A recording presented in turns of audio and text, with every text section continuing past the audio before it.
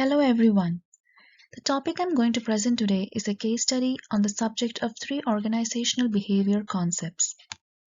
Before I begin, I would like to start with a quote cited by Tom Peters, who is an American writer on business management practices, that says, "The simplest act of paying positive attention to people has a great deal to do with productivity." The three organizational behavior concepts that my group came up with are regarding employee engagement, job satisfaction, and attitudes. The increase in employees working from home have impacted both positive and negative way.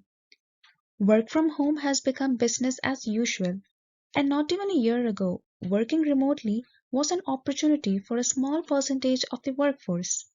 Then came along the COVID-19 pandemic, and that caused a rapid change. Now let's take a look at employee engagement. So what is employee engagement? It is the extent to which employees feel passionate about their jobs and are committed to the organization and put flexible effort into their work. Now we will go through the employer's knowledge of how well an organization assets are being managed and how it has a positive impact on engagement. First is increasing productivity.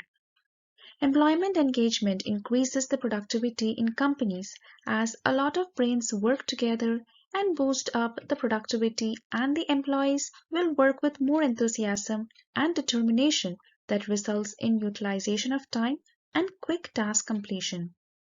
Therefore, high engagement leads to higher financial performance, higher productivity, higher customer satisfaction, and lower manpower turnover.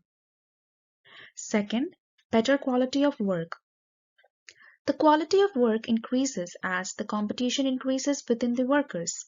So it's important for the organization to know how to project and communicate the success stories of the organization to their employees so that they can relate their individual performance with the success and also understand how their performance has a direct impact on the performance of the organization as a whole. Positive vibes. Helping someone at work creates energy in the form of positive emotions. And in order to improve that, focus on what is going well, and that will put you in a more positive mindset, and this positivity can spread to other people. Hence, positive thoughts can actually create real value in your life and help you build skills that last much longer than a smile, as quoted by James Clear, who is the author of the New York Times bestseller. Therefore, the organizations should not only provide their employees with great infrastructure and other facilities, but also the freedom to make their work exciting. For example, it helps to facilitate teamwork. The next is improves experience, as they impact our satisfaction, loyalty, relationships, happiness, buying decisions, and they shape us as human beings. For example, if I'm having a great experience at work because of the culture or the technology or the physical space, I am much more likely to be engaged. But if I have a bad experience, even if I would otherwise like the actual work I do, it becomes much harder for me to stay motivated and work hard, as I would be much less likely to be engaged in my work and my company will suffer as a result. The next is leadership qualities. If leadership takes the right initiative to build engagement, employees don't just feel cared for, but respond with more involvement. For example, courage. As a leader, you will need courage to hold the role of leadership, courage to face your worst, and courage to do the right thing. And next is self-control. It's like one of the leadership traits essential for effective business leadership. Effective leadership will never be attained without self-control. So control over emotions is supreme. Without it, your success in leadership will be limited. And then comes teamwork and good personality. The next is job satisfaction, where it is a satisfaction of an individual working in an organization that makes them feel free about the job loss. So, if the job satisfaction is high, the employees will perform better and vice versa. Therefore, satisfied workers tend to work on time with more concern about the given targets, work speedily, work free of errors and omissions, and comes along with loyalty and commitment to the job. For example, they increase profits, where by keeping employees satisfied can lead to higher sales, lower cost, and a strong bottom line. They lower employee turnover, and also they come up with loyalty, where if they feel the organization has their best interests at heart, they tend to support the organization's mission and objectives. The third type of behavioral concept is attitudes. Attitudes are evaluative statements which is either a positive or negative feeling about objects, people, or events. It is the reflection of how someone feels about something. Attitudes are very complex to understand because it varies with people, place, and objects. The field of organizational behavior focuses on how attitudes will influence the workplace. And since our topic is based on the impacts of remote workforce, let's look how attitude plays a part in it. As we all have discussed in the class, there are several major job attitudes like job satisfaction, job involvement, psychological empowerment, where the employees believe in the degree to which they affect the work environment, their competence, the meaningfulness of their job, and their perceived autonomy in their work. Employee engagement, and then comes the organizational commitment, where it is the state at which an employee identifies with a particular organization and its goal and wishes to maintain membership in the organization.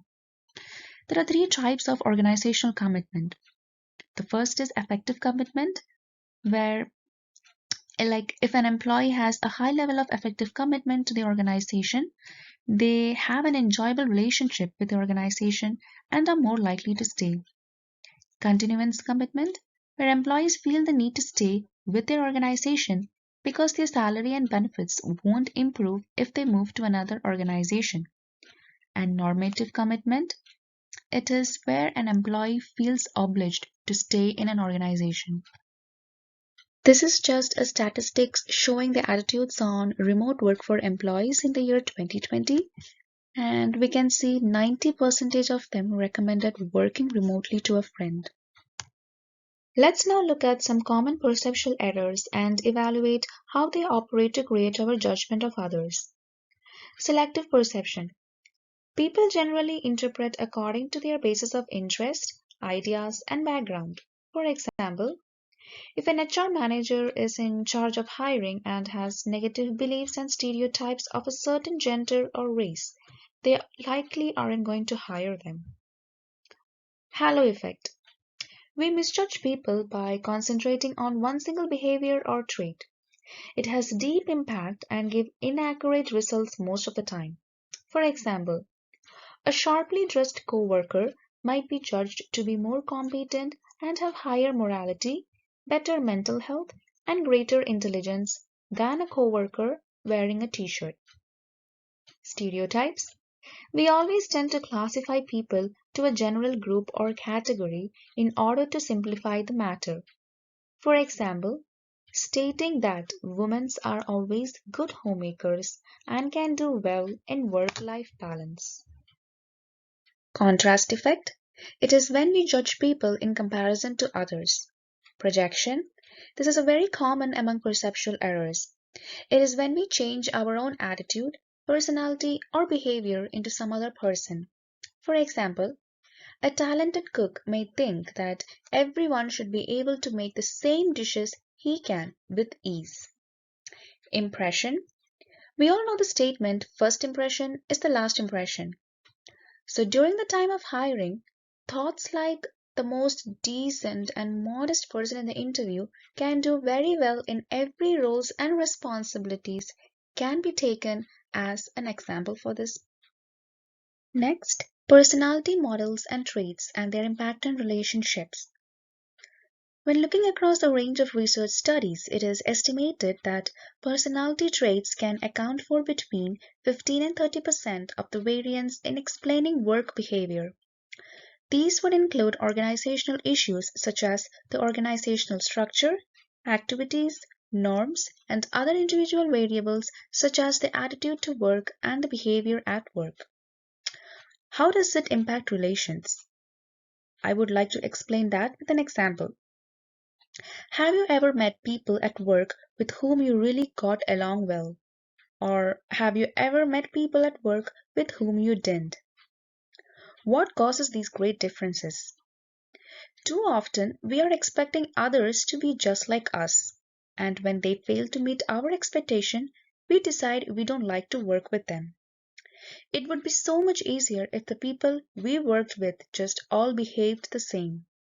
It would be easier if they listened to what we wanted to tell them, acted the way we expected, and thought about things in the same ways we did. It would be easier, but we all know it's not going to happen. Therefore, helping people understand and appreciate the diversity between people is the best approach for healthy and productive relationships at work. This slide talks about the factors that can lead to clashes of values in the Canadian workplace. Individualism. Individual contribution is valued even when we are expected to work in teams. So employees are expected to know their responsibilities, be proactive about their work, and fulfill their duties. Equality. Every person is important in the organization. Each of our contribution counts. So respect towards others should always be top of mind, and everyone's opinions and ideas matter. Punctuality. You are expected to show respect for other people's time by coming to work or to appointments early. Therefore, when these kind of values are not followed, it leads to clashes in the workplace. Now we have come to the second part of our presentation, which is the organizational change strategies. Change is often tough, but it is also very rewarding.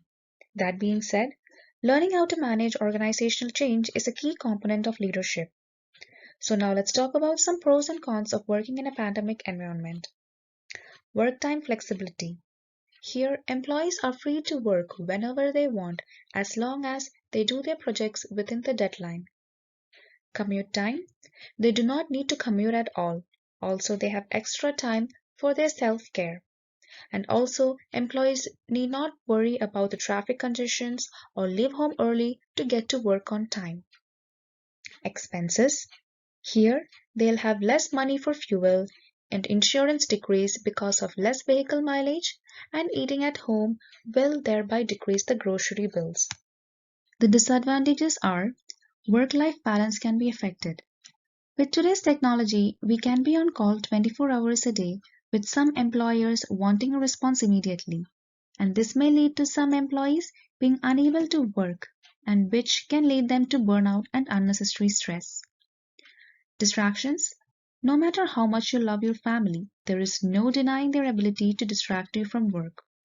You cannot turn your head away from a crying child or even avoid your partner. As well as TV, it is also very easy to slip time and lose minutes and hours of work time. Employee engagement. As previously mentioned, working from home limits engagement because face-to-face communications may be key to some project. So if you're facing changes within your business and want to learn more about the change management process, here are some of the key strategies that can be implemented to help with engagement. Meetings. Meetings are and will always be important. There should be a pre-scheduled online meeting that everyone should attend. The meetings can be daily, weekly, or monthly, or whatever works best for your team. Have goals and expectations for remote workers. Set a timetable for your workers with clear deadlines, goals, and letting them know what is expected from them by the due date. And last but not the least, communication. Employers should regularly communicate with employees so that they feel as a part of team. For example, at least calling a worker once a week and asking them how both their work and them are doing creates more group cohesion. And finally, how do we measure or evaluate the success of the strategy implementation? By creating a work from home policy, everyone must follow the management and department heads. With this work from home policy, everyone will know what is expected from them and what they can expect from the company. Once the policy is integrated, the company will have to choose what platform they will use for employee engagement, communication, scheduling, and a touch point for sharing files and ideas. For example, Microsoft Office 365.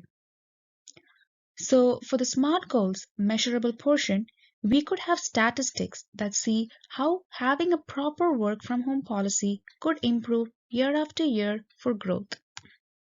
And thank you. Hope this presentation was informative. So these are our references from our case study.